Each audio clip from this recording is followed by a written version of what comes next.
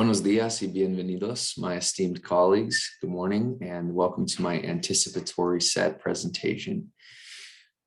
To continue with the Unit 2 of my curriculum map, which focuses specifically on classroom items and different things inside of the typical classroom, which also builds upon the previous knowledge that we'd already covered, which had to do with different schedule, a student schedule, including different classes, how to say each period of the day, and where you might go in a sequence of events.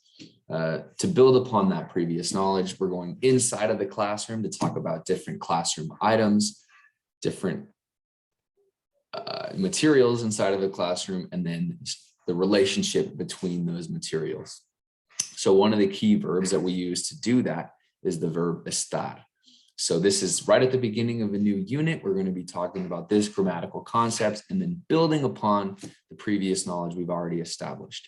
So I wrote here the verb estar, el verbo estar, to be or not to be, which is sort of a play on words because the verb estar, of course, means to be. And we're going to talk about that in this unit.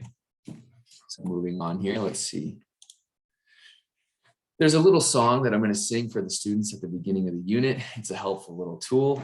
For sake of example, I'll share it now. It goes, for how you feel and where you are, always use the verb estar. Now, estar refers to temporary locations and conditions, things that are subject to change. And so this little rhyme or this song can help students to solidify that information. Now, one strategy I'm going to use to support students with learning disabilities or students, English language learners, is to provide them a physical printout of these slides so that they can have the copies of the words directly in front of them and that they're able to reference something more concrete than just these slides presented to a screen. Now, this lesson is going to be satisfying the California World Language Standards, the communication standard number 1, which has to do with the interpretive communication, which students are going to just demonstrate their understanding of the general meaning of some basic information on very familiar common topics, like a classroom in which students would be every day. So the learning goals for this lesson would be that students are able to analyze a paragraph in the target language in order to determine the correct form of the verb estar. Then students will be able to speak in the target language while properly conjugating, and then they will be able to read the conjugations of the verb estar in order to interpret the correct pronouns. Now, this has to do a little bit more with the higher order thinking verb that a lot of the California standards are looking to see in lessons.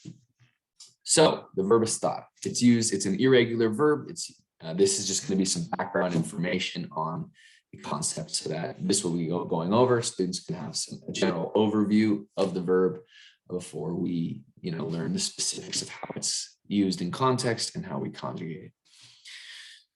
So yeah, I'm trying to include visuals here to keep the presentation stimulating. And this has to do sort of with the Spain-based slides presentation with the olives and the flamenco dancers and the coastlines. So fine then, show me how to conjugate it. You told me it's irregular. You've shown me the verb, how it's used, when we would use it.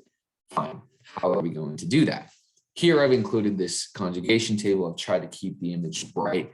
Again, for my English language learners and my students with learning disabilities, I'm going to have this printed out so that they can have this directly in front of them.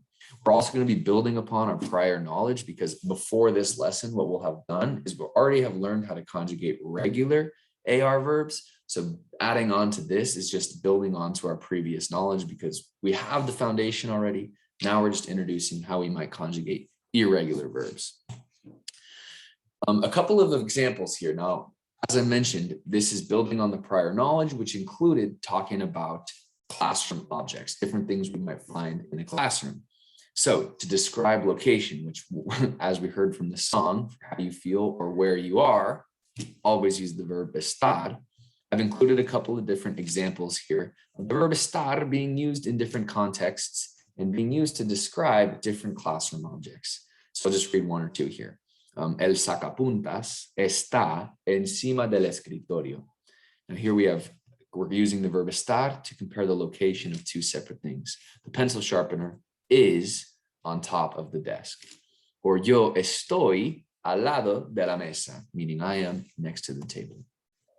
And now to, summarize and to assess student learning, this is the activity that they were going to be doing. Students will read the conjugations of the verb estar to interpret the correct pronouns. Okay, so they'll be given the conjugations and their responsibility is to extract the correct subject pronoun based on the context. So here's the verb estar, here's the practice assignment that students are going to do as a way of me being able to assess their learning. So the instructions say, to whom is each sentence referring? Write the correct subject pronoun and then look at the underlined verbs for clues.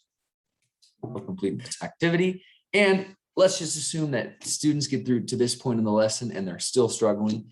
I've included here a YouTube video that I recorded for one of my classes a couple years back that gives specific step-by-step instructions on how to identify and conjugate this verb. So I've tried to include this scaffold for students who need a little bit extra support. If they get to the end of the lesson and they're not understanding it, they have this pre-recorded video that they can come back to and watch as much as necessary. Okay, thank you very much. Here are my resources and have a wonderful day.